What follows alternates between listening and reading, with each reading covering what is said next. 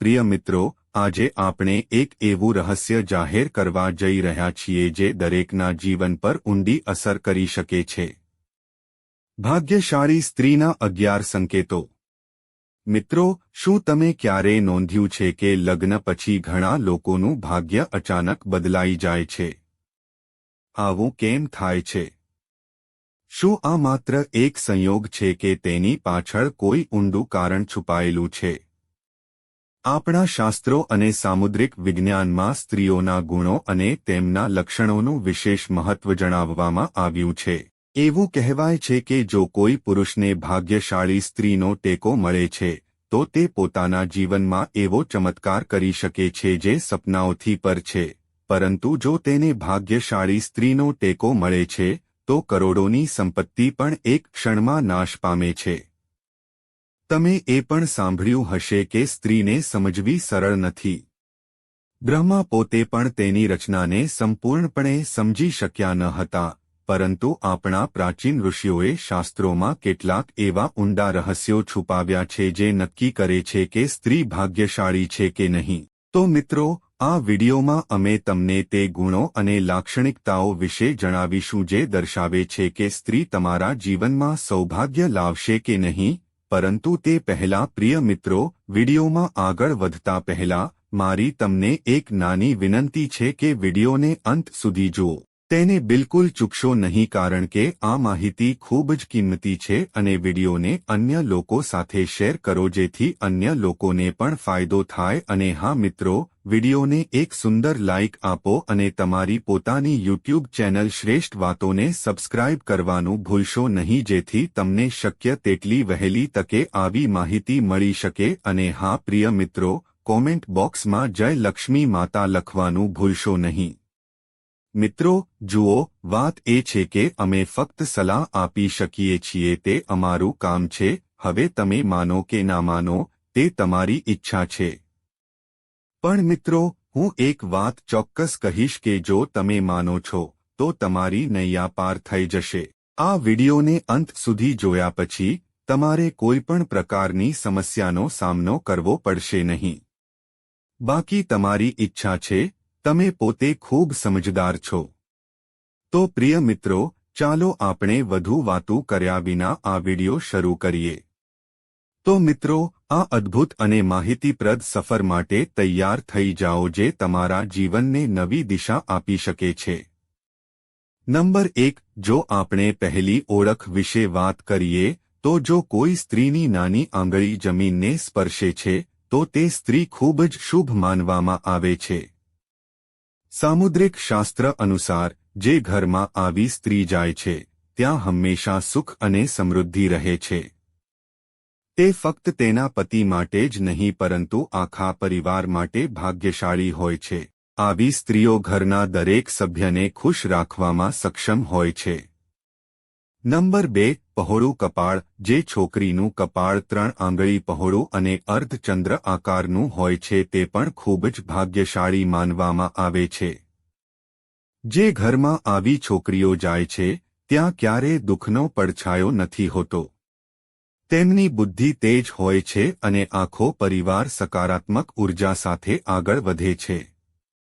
ઘરમાં આ હોકરીઓનું આગમન ઘરનું ભાગ્ય બદલી નાખે છે. એવું કહેવાય છે કે આ સ્ત્રીઓ ઘરના દરેક સભ્ય માટે આશીર્વાદરૂપ હોય છે.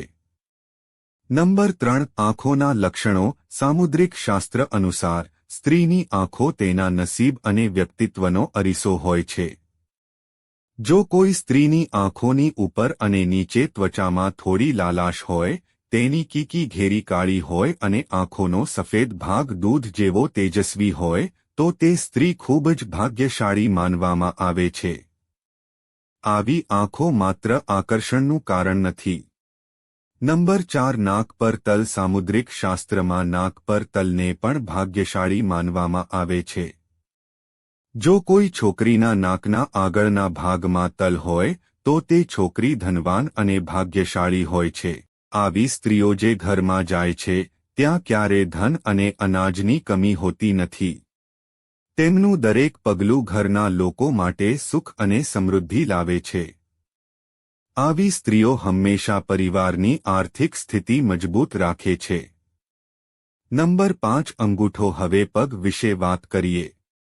મિત્રો, જો છોકરીના પગનો અંગૂઠો ગોળ અને ઊંચો હોય અને તેમાં થોડી લાલાશ હોય તો તે સ્ત્રીને પણ ખૂબ ભાગ્યશાળી માનવામાં આવે છે. સામુદ્રિક શાસ્ત્રમાં કહેવામાં આવ્યું છે કે આવી સ્ત્રીઓ તેમના પતિ માટે સારા નસીબ લાવે છે. જીવનમાં ગમે તે પડકારો આવે તે તેને સરળતાથી પાર કરે છે અને તેના પતિને સફળતા મેળવવામાં પણ મદદ કરે છે. નંબર 6 તેજસ્વી અને સફેદ દાંત. જે સ્ત્રીઓના દાંત સુંદર, તેજસ્વી, સફેદ અને આગળ ફેલાયેલા હોય છે તેઓ પણ ભાગ્યશાળી હોય છે. આવી સ્ત્રીઓ તેમના જીવનસાથી માટે ખૂબ ભાગ્યશાળી હોય છે. તેમના જીવનમાં ક્યારેય સુખસુવિધાઓ અને વૈભવી વસ્તુઓનો અભાવ હોતો નથી. આ સ્ત્રીઓ ફક્ત તેમના પરિવારની ખુશી અને સમૃદ્ધિમાં વધારો જ નથી કરતી પણ તેમના જીવનસાથી માટે સફળતા અને સમૃદ્ધિ પણ લાવે છે. નંબર 7 નરમ અને લાલ આંગળીઓ. હવે વાત કરીએ આંગળીઓ વિશે. જે સ્ત્રીઓની આંગળીઓ લાંબી, પાતળી અને ગોળ હોય છે અને જ્યારે તેમને જોડવામાં આવે છે ત્યારે કોઈ છિદ્ર નથી હોતું તે સ્ત્રીઓ ખૂબ જ ભાગ્યશાળી માનવામાં આવે છે. જો તેમના નખ લાલ, નરમ, ઊંચા અને સુવાળા હોય છે તો તેમને સંપત્તિ અને આરામ મળે છે.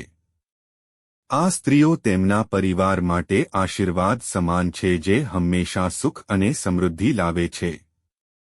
નંબર 8 સાપ જેવી સુંદર ગરદન. ભવિષ્ય પુરાણમાં કહેવામાં આવ્યું છે કે જે સ્ત્રીની ગરદન પર સાપ જેવી 3 સ્પષ્ટ રેખાઓ હોય છે તે ઘરેણાથી શણગારેલી હોય છે. આ સ્ત્રીઓ સમૃદ્ધિ અને સમૃદ્ધિનું પ્રતીક છે. પરંતુ જો કોઈ સ્ત્રીની ગરદન નબળી હોય તો તે સ્ત્રી ગરીબ હોઈ શકે છે.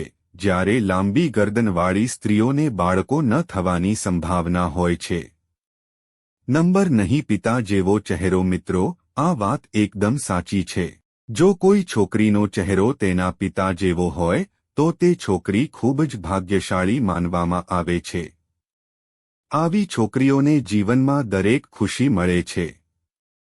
તેવી જ રીતે જો કોઈ છોકરાનો ચહેરો તેની માતા જેવો હોય તો તે છોકરાને પણ ખૂબ ભાગ્યશાળી માનવામાં આવે છે.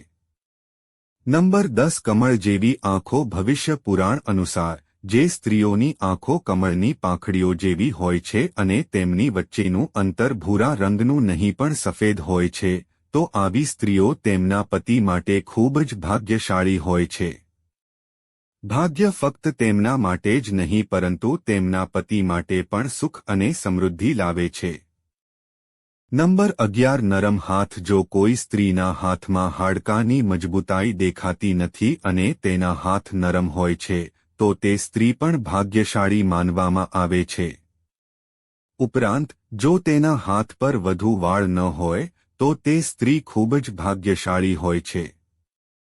મિત્રો, આજની આ ખાસ માહિતી સાંભળ્યા પછી તમે સમજી ગયા હશો કે ભાગ્યશાળી સ્ત્રીના ગુણો આપણા જીવન પર કેટલી ઊંડી અસર કરે છે. જો તમને આ વિડિયો ગમ્યો હોય અને તમે કંઈક નવું શીખ્યા હોવ તો તેને લાઇક અને શેર કરવાનું ભૂલશો નહીં જેથી વધુ લોકો પણ અદ્ભુત જ્ઞાનનો લાભ મેળવી શકે. અને હા, તમારી પોતાની ચેનલ શ્રેષ્ઠ વાતોને સબસ્ક્રાઇબ કરવાનું ભૂલશો નહીં કારણ કે અમે તમારા માટે આવા રસપ્રદ અને માહિતીપ્રદ વિષયો લાવતા રહીશું. મિત્રો, કોમેન્ટ બોક્સમાં જય લક્ષ્મી માતા લખવાનું ભૂલશો નહીં જેથી લક્ષ્મી માતાના આશીર્વાદ તમારા જીવનમાં હંમેશા રહે. અમે ફરી એક નવા રહસ્ય, નવી માહિતી અને નવી ઉર્જા સાથે મળીશું. ત્યાં સુધી યાદ રાખો કે જ્ઞાન શક્તિ છે. પ્રિય મિત્રો, તમને આ વિડિયો કેવો લાગ્યો અમને કોમેન્ટમાં જણાવો.